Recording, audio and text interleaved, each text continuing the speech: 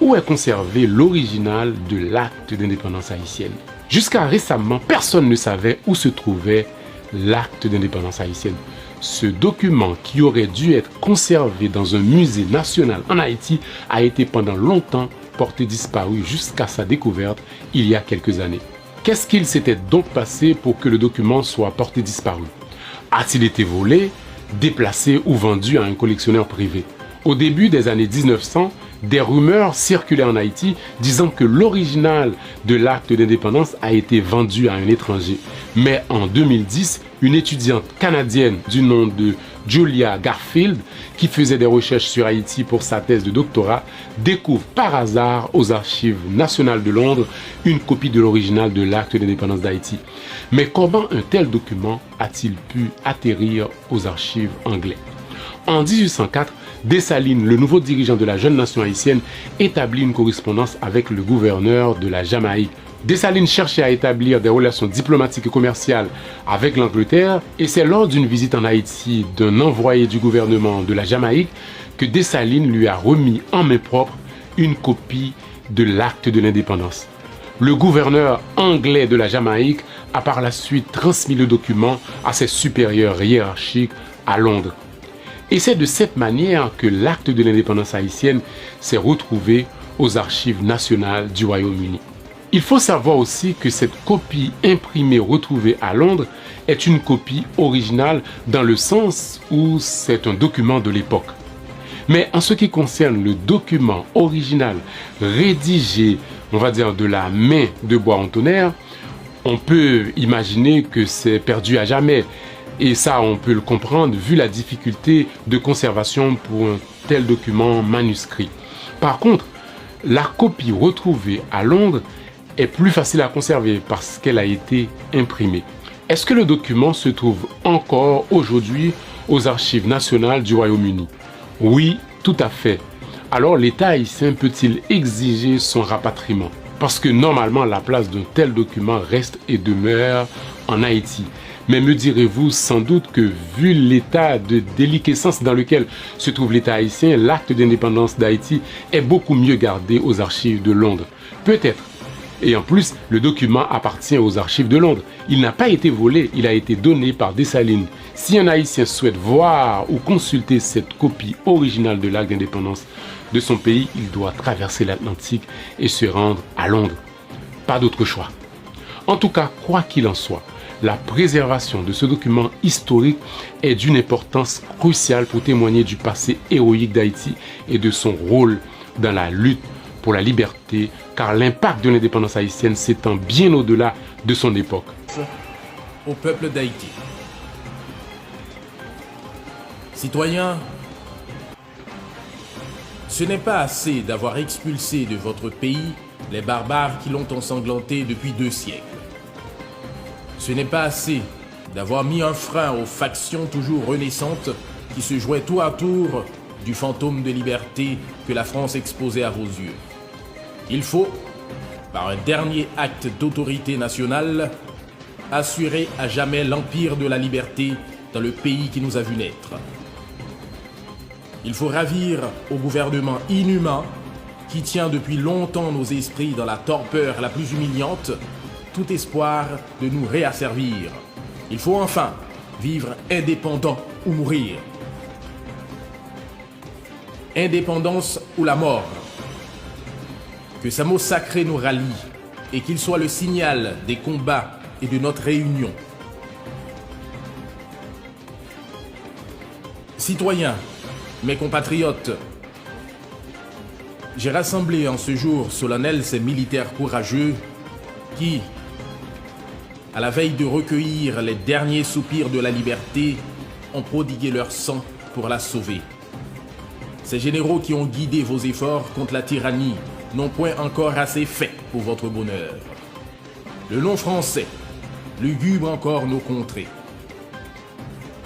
Tout y retrace le souvenir des cruautés de ce peuple barbare. Nos lois, nos mœurs, nos villes, tout porte encore l'empreinte française. Que dis-je? Il existe des Français dans notre île. Et vous vous croyez libre et indépendant de cette république qui a combattu toutes les nations, il est vrai, mais qui n'a jamais vaincu celles qui ont voulu être libres.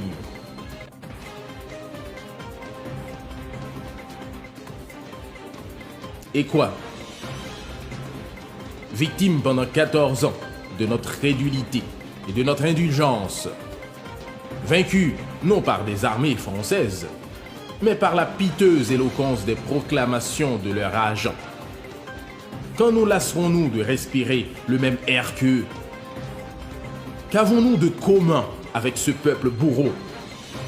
Sa cruauté comparée à notre patiente modération, sa couleur à la nôtre, l'étendue des mers qui nous séparent, notre climat vengeur, nous disent assez qu'ils ne sont pas nos frères et qu'ils ne le deviendront jamais.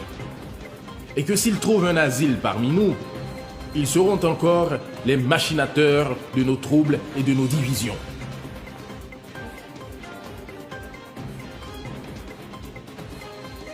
Citoyens indigènes, hommes, femmes, filles et enfants, portez les regards sur toutes les parties de cette île.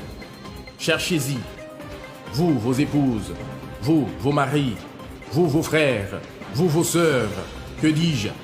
Cherchez-y vos enfants à la mamelle. Que sont-ils devenus? Je frémis de le dire, la proie de ces vautours. Au lieu de ces victimes intéressantes, votre œil consterné n'aperçoit que leur assassin, que les tigres, dégoûtant encore de leur sang et dont l'affreuse présence vous reproche votre insensibilité et votre lenteur à les venger. Qu'attendez-vous pour apaiser leur manne?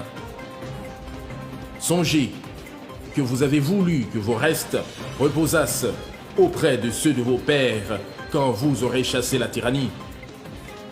Descendrez-vous dans leurs tombes sans les avoir vengés? Non.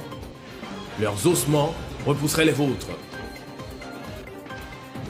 Et vous, hommes précieux, généraux intrépides, qui, insensibles à vos propres malheurs, avez ressuscité la liberté en lui prodiguant tout votre sang. Sachez que vous n'avez rien fait. Si vous ne donnez à la nation un exemple terrible, mais juste de la vengeance que doit exercer un peuple fier d'avoir recouvré sa liberté, et jaloux de la maintenir. Effrayons tous ceux qui oseraient tenter de nous la ravir encore. Commençons par les Français.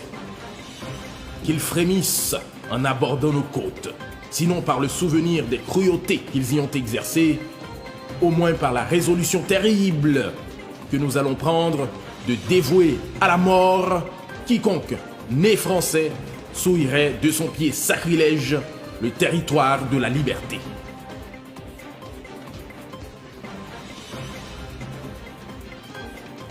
Nous avons osé être libres. Osons l'être par nous-mêmes et pour nous-mêmes. Imitons l'enfant qui grandit. Son propre proie brise la lisière qui lui devient inutile et l'entrave dans sa marche. Quel peuple a combattu pour nous? Quel peuple voudrait recueillir les fruits de nos travaux? Et quelle déshonorante absurdité que de vaincre pour être esclave. Esclave! Laissons aux Français cette épithète qualificative. Ils ont vaincu pour cesser d'être libres.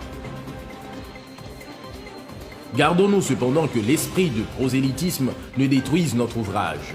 Laissons en paix respirer nos voisins, qu'ils vivent paisiblement sous l'empire des lois qu'ils se sont faites, nous érigeant en législateurs des Antilles, faire consister notre gloire à troubler le repos des îles qui nous avoisinent. Elles n'ont point, comme celles que nous habitons, été arrosées du sang innocent de leurs habitants. Elles n'ont point de vengeance à exercer contre l'autorité qui les protège. Paix à nos voisins, mais anathème aux non-français. Haine éternelle à la France. Voilà notre cri. Indigène d'Haïti, mon heureuse destinée me réservait à être un jour la sentinelle qui dut veiller à la garde de l'idole à laquelle vous sacrifiez. J'ai veillé, combattu, quelquefois seul. Et j'ai été assez heureux pour remettre en vos mains le dépôt sacré que vous m'avez confié. Songez que c'est à vous maintenant à le conserver. En combattant pour votre liberté, j'ai travaillé à mon propre bonheur. Avant de la consolider par des lois qui assurent votre libre individualité, vos chefs que j'assemble ici et moi-même, nous vous devons la dernière preuve de notre dévouement. Généraux et vous chefs réunis ici près de moi pour le bonheur de notre pays, le jour est arrivé. Ce jour qui doit éterniser notre gloire, notre indépendance. S'il pouvait exister parmi vous un cœur tiède, qu'il s'éloigne et tremble de prononcer le serment qui doit nous unir. Jurons à l'univers entier, à la postérité, à nous-mêmes, de renoncer à jamais à la France et de mourir plutôt que de vivre sous sa domination. De combattre jusqu'au dernier soupir pour l'indépendance de notre pays. Et toi, peuple trop longtemps infortuné, témoin du serment que nous prononçons, souviens-toi que c'est sur ta constance et ton courage que j'ai compté quand je me suis lancé dans la carrière de la liberté pour y combattre le despotisme et la tyrannie contre lesquels tu luttais depuis 14 ans. Rappelle-toi que j'ai tout sacrifié pour voler à ta défense, parents, enfants, fortune, et que maintenant je ne suis riche que de ta liberté. Que mon nom est devenu en horreur à tous les peuples qui veulent l'esclavage, et que les despotes et les tyrans ne le prononcent qu'en maudissant le jour qui m'a vu naître.